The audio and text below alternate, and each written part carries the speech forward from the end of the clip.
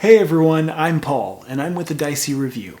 Tonight we're going to be illustrating how you can play Detective, a modern crime board game, over one of the many popular video conferencing apps available today. Recently, Portal Games released the 6th case for Detective on their website for free. This case is called Suburbia, and is meant to demonstrate how the game is played. We're going to be featuring this scenario in our video tonight, and it's important to note that you don't have to purchase the base game to be able to experience this amazing scenario. Suburbia can be played completely online just by downloading the free files and having some paper and pens handy. The software that we're going to be using tonight is Zoom. Zoom is a video conferencing app that has gained popularity in recent months and offers lots of features that make online gameplay helpful. It's important to note, however, that you can also play the game using Skype or Discord in a very similar fashion. The first thing to do is to navigate to the Portal Games website. Search for their games, and if you look under the heading for Detective, you should see a link that says Play Detective for free. If you navigate to this page, it will have all of the files necessary to play the game. The page will also have a PDF version of the rule book. Now, it's important to note that the purpose of this video is not to teach the game. If you want to learn how to play, we recommend watching Rodney Smith's Watch It Played video or reading the downloaded rule book. The link to Rodney's video and the Portal page where the files can be downloaded for free are in the description of this video. Once you know how to play, it's time to download all the files to play. On the Portal website, you can download an image of the game board and a PDF file with all of the cards in the case deck. We found in our play of the case that downloading the PDF version of the cards made it a bit easier to look at the cards one at a time. Now that you have all the files to play the game, it's time to hop online and create a video call with your friends. Detective is a game about cooperatively solving a mystery with a group of your friends. In the base game, the designer recommends assigning each player at the table a role to manage while they play the game. It works very well to use the same approach when playing Detective over a video call. Each player should assume a particular role to be engaged and have a richer experience playing the game online. The other big aspect of Detective is communication.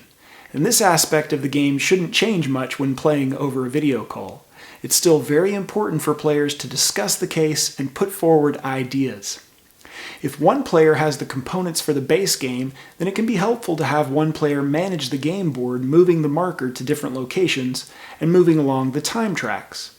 But if none of the players have access to the components for the game, then we recommend that one player draw a quick sketch of the game board so that it can be managed by one of the note takers.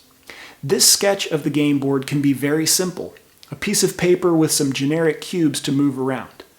And this is to help keep track of the time spent with the actions taken during the game. When playing Detective over the internet, we found that some of the roles can be combined or slightly altered to make things easier. So let's look at each role and how you can alter it to play online. The first two roles to look at are the narrator and the browser. In the base game, these roles are listed as two separate jobs. If one player downloads the files for the cards and the file for the case introduction, they can read the introduction, and then it can be their job to keep the lead cards in order and read new ones during the game. If you download the PDF file onto your phone, you can scroll through the cards and screenshot a picture to send to everyone so that the group can read along. Or if you're using Zoom, you can actually share your phone screen as a second display. We recommend that the person managing this role writes down the card number of each collected card and whether the group has access to just the front of the card or the front and the back.